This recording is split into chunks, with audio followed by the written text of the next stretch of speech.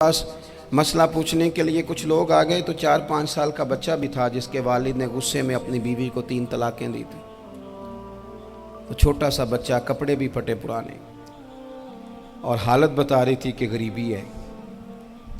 तो जब मैंने मसला बताया कि 3 तलाकें हो गई हैं तो वापस जाने लगे। तो बच्चा मुझसे कहता है, देहाती आदमी तो कहने लगा, मौलवी साहब मेरी अम्मा ते नानी कहनी असन पुछ के आई आप कि हुण असीं लहदा लहदा ही रहना है। तो उस बच्चे की नौनिहाल की वो कैफियत देखी तो मैं रो पड़ा।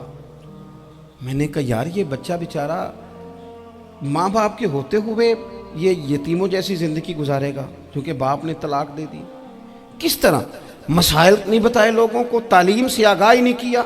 और इसमें बहुत बड़ा जुल्म है उन लोगों का भी जो जनाजे पे खड़े होके तो कह देते हैं मेरी तरह के लोग, अच्छे उलमा की बात नहीं करता, वो कह देते हैं देखो जी लोगों को जनाजा नहीं आता। भैया आपने किस दिन इशा के बाद क्लास लगाई थी जनाजा सिखाने की?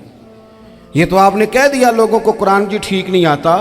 तो यहाँ तो बेचारी बीबियाँ जिनको सही पढ़ना नहीं आता वो मिशन बना लेती हैं कि मैंने इतने 100 को कुरान पाक पढ़ाना है, बेवा हो गई हूँ, तलाक याफ्ता हो गई हूँ, सारी ज़िंदगी कुरान पढ़ाऊँगी। हम क्यों ये मिशन नहीं बनाते, क्यों इस तरफ सफ़र नहीं करते? एक तो दीनी मालूमात में, दीनी उलूम में अपने आप को लगाएं और ज़ौक़ पैदा करें कि जो चीज़ें मुझे नहीं आती मैंने वो सीखनी है, जो मामलात मुझे नहीं आते मैंने उनकी तरफ सफ़र करना है। एक तो अपना ये मिजाज बनाएं। और जब आप दीनी उलूम सीखते हैं तो पता है कौन सा मंज़र कायम होता है? मंज़र वो बनता है कि हज़रत अबू हुरैरा भी दीन सीखा करते थे, हज़रत अब्दुल्ला इब्न उमर भी असहाबे सुफ़ा में रहा करते थे, हज़रत अनस बिन मालिक भी रहा करते थे। और ऐसा मंज़र बनता है कि हज़रत सैयदा खदीजतुल कुबरा रज़ी अल्लाह तआला अन्हा फरमाती हैं, सैयदा फ़ातिमा हुजूर की गोद में बैठी होती थी और नबी पाक से बातें पूछती थी और हुजूर उन्हें बता रहे होते थे। सैयदा आयशा हुजूर से दीन की बातें पूछती। चौथा हिस्सा हमारी फ़िक़्ह के उसूल हज़रत फ़ातिमा की, हज़रत आयशा सिद्दीक़ा की मरवियात पर मबनी है।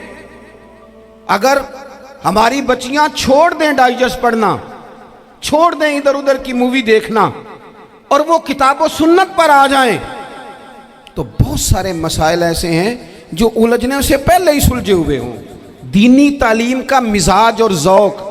और दूसरी आयत करीमा मैंने तिलावत की, अल्लाह करीम ने कुरान मजीद में फरमाया, या अय्युहल्लज़ीना आमनू कू अनफुसकुम व अहलीकुम नारा, ऐ ईमान वालों खुद भी दोज़ख की आग से बचो और अपने घर वालों को भी बचाओ। ओ वालिद, वो माँ जो बच्चों को भूख से बचाने के लिए मेहनत करती है, उनको मायूसी से बहुत सारे माँ बाप ऐसे होते हैं जिनके पास कपड़े लेने के पैसे नहीं होते ईद पे। क्यों? अजान शुरू होगी जी, अजान सुने जी। अजीज़ भाई, जिस तरह हम अपने बच्चों को देखें, बहुत सारे माँ बाप के पास गुंजाइश नहीं होती, लेकिन इस नीयत से कि बच्चों के दिल टूट जाएंगे, ईद पे कैसे गुजारा करेंगे, मुश्किल से भी कपड़े ख़रीद के देते। इस तरह हम अपने बच्चों को भूख से, प्यास से, मायूसी से बचाते हैं। इस तरह हमारे रब ने हमारे ज़िम्मे लगाया है कि तुम अपने बच्चों को कोशिश करो दोज़ख की आग से बचाने की। हज़रत उमर फ़ारूक रज़ी अल्लाह तआला अन्हु ने अर्ज़ किया था, या रसूल अल्लाह सल्लल्लाहु तआला अलैहि वसल्लम, इस आया करीमा का माना क्या है? तो महबूब करीम अलैहिस्सलाम ने फरमाया, उमर, जिन चीज़ों का अल्लाह तुम्हें हुक्म देता है तुम अपने घर वालों को उन चीज़ों का हुक्म दो। जिन चीज़ों से रब रसूल तुम्हें मना करते हैं अपने घर वालों को उनसे रोको। अपने घर के अंदर निफाज़े दीन करने की कोशिश करो। मेरे भाई, बहुत ज़्यादा आजमाइश है हमारे घरों में, बेचैनियाँ हैं, इज़्तिराब है, बच्चों में सख्ती है, बहन भाई एक दूसरे के साथ लड़ते हैं, मिजाजों में तलखी आ गई। क्यों भला? इसलिए कि माँ बाप को जो बेहतरीन किरदार और जो हसीन तरीका घर में अपनाना चाहिए था, बच्चे तकरीर बाहर से सुनते हैं लेकिन वो फॉलो अपने माँ बाप को करते हैं। अगर माँ बाप में हौसला हो, सब्र हो, इत्मीनान हो, खुददारी हो, थोड़े पर गुजारा करने का मिजाज हो। देखें ना, आज डिप्रेशन है, टेंशन है, पैनिक्स अटैक्स हैं, बड़ी सारी चीज़ें आ गई हैं। क्यों भला? सब्र नहीं, तहम्मुल नहीं, बुर्दबारी नहीं। आजमाए। एक दिन एक बच्चा मेरे पास आ गया मदरसे का और आके वो रोने लगा میرے گھر والے کہنے لگے کھانا چھوڑ دیں پہلے اس کی بات سن لے. میں نے کہا پتر کیا ہوا, کسی نے مارا ہے کسی استاد نے؟ کہنے لگے نہیں حضرت, گھر فون کیا تھا تو میری اماں اور ابا کی لڑائی ہو رہی ہے. بچہ کانپ رہا ہے, ٹانگیں کانپ رہی ہیں. میں نے کہا کیا ہو کیا گیا تمہیں پتر, لڑائی ہو رہی ہے تو گھروں میں ہو ہی جاتی ہے. کہنے لگے نہیں آپ کو پتہ نہیں وہ بڑا سخت لڑتے ہیں. میرے والد جب میری والدہ کو مارنے کے لیے آگے بڑھتے ہیں تو ہم سارے چارپائیوں کے نیچے چھپ جاتے ہیں, ہمیں خوف آتا ہے, وہ منظر خطرناک ہوتا ہے. یہ کون تکلیف دے رہا ہے اپنے بچوں کو؟ یہاں بیٹھے ہمارے ہاں میلوں دور رہتے تھے اس کے گھر والے, تو وہ تکلیف میں تھا, تو گھر میں کیا کیفیت ہوگی؟ اگر حوصلہ ہو, صبر ہو, قناعت ہو, اللہ کے دیے ہوئے تھوڑے رزق پر ہمیں راضی رہنا آتا ہو, ہمارے گھروں میں سکون آئے, اطمینان آئے, ہم جو زندگی بڑی خوشی خوشی گزار سکتے ہیں. ہمارے مزاجوں کا لالچ, ہماری طبیعتوں کی بے راہ روی, ہماری جھوٹی انا کا بت, ان ساری چیزوں کو ختم کر دیتا ہے. اپنی زندگی کے اندر اگر ہم وہ کردار اپنے بچوں کو دیں جس کردار میں موبائل بھی ہو, جس میں گاڑی بھی ہو, جس میں پیسے بھی لا کے ابا دراز میں رکھتا ہو, لیکن والد کا گھر میں مصلی بھی موجود ہو, اس کی کوئی تسبیح بھی ہو, وہ یہ بھی کہتا ہو کہ خدا نے اپنے فضل سے آج 5,000 دیا ہے تو اس میں 1,000 غریبوں کا بھی ہے, اس میں تھوڑا سا میں نے اللہ کی رضا کے لیے بھی رکھا ہے. اگر کوئی مشکل آ جائے تو وہ باپ اور ماں کو صبر کرتا ہوا دیکھتے ہوں. اگر ایک باپ کر بات کرے تو دوسرا برداشت کرتا ہو. خدا را اپنی اولادوں کو اس اذیت کا شکار نہ کرو. اپنے گھروں کے اندر وہ خودداری, وہ پیار, وہ وقار, وہ محبت, وہ انداز. آپ تھکے ہوئے ہیں کوئی شک نہیں, آپ بہت سارے مسائل کا باہر شکار ہوں گے کوئی شک نہیں, لیکن آپ باہر سے تھک کے آئے ہیں. اور اگر آپ باہر اپنی فیکٹری کے مالک ہیں اور دفتر کے بڑے ہیں تو گھر میں بھی تو آپ بڑے ہیں نا. آپ کی ماں بھی تو انتظار کر رہی ہے, اس نے بھی تو دکھڑا سنانا ہے نا آپ کو.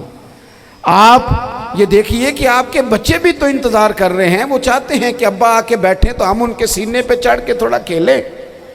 آپ کی اہلیہ منتظر ہیں. کچھ باتیں بیوی کسی اور سے نہیں کہہ سکتی, صرف اپنے شوہر سے کہتی ہے, لیکن وہ تو آتے ہی جلال میں آ گئے صاحب. وہ کہنے لگے تو بڑی نالائق ہے, میں تھکا ماندہ آیا ہوں اور تو نے مجھے کہانی سنا دی ہے. وہ اس خاتون سے شدت کے ساتھ پیش آنے لگے. میرے رسول پاک کی حیات نور کو دیکھو, حضرت ام ایمن حضور کی رضائی والدہ ہیں, ان کی بھی خدمت ہو رہی ہے. حضرت حلیمہ سعدی آ رہی ہیں تو خدمت ہو رہی ہے. حضرت عباس حضور کے چچا ہیں تو کریم فرماتے ہیں میرے چچا ہیں باپ کی جگہ پہ.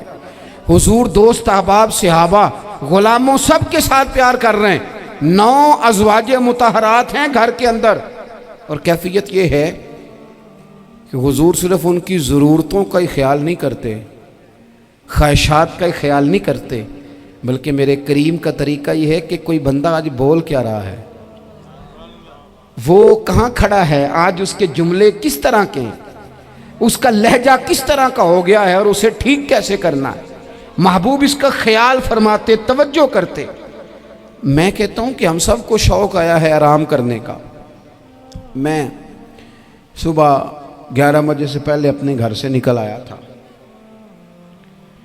اور یہ وقت آ گیا ہے اور رات کو خدا جانے کس وقت گھر پہنچنا ہے. کئی دفعہ کیفیت یہ ہوتی ہے کہ گاڑی سے اترتے ہیں تو پھر دل کرتا ہے کہ کوئی اٹھا کے چلائے نہ کبھی.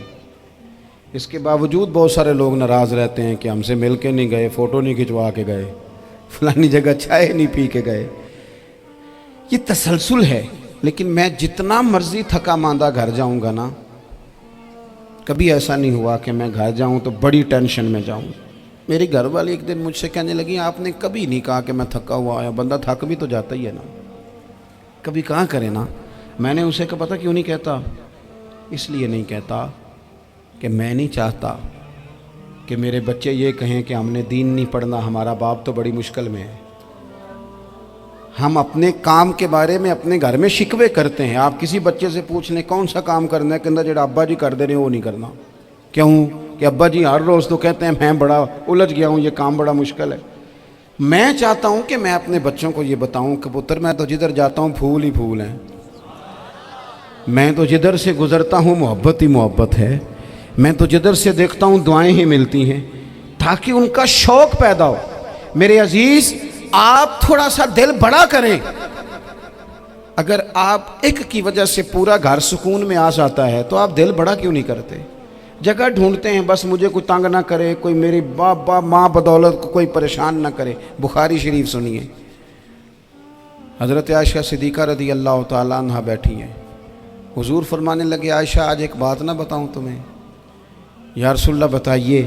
حضور فرمانے لگے جب تم مجھ سے ناراض ہوتی ہو تب بھی مجھے پتہ چل جاتا ہے، اور جب راضی ہوتی ہو پھر بھی پتہ چل جاتا ہے۔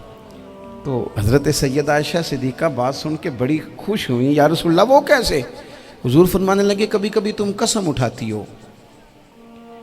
یا رسول اللہ ہاں۔ فرمایا جب ہوتی ہو نا راضی، خوش، تو پھر کہتی ہو مجھے رب محمد کی قسم صلی اللہ علیہ وسلم، پھر تم میرے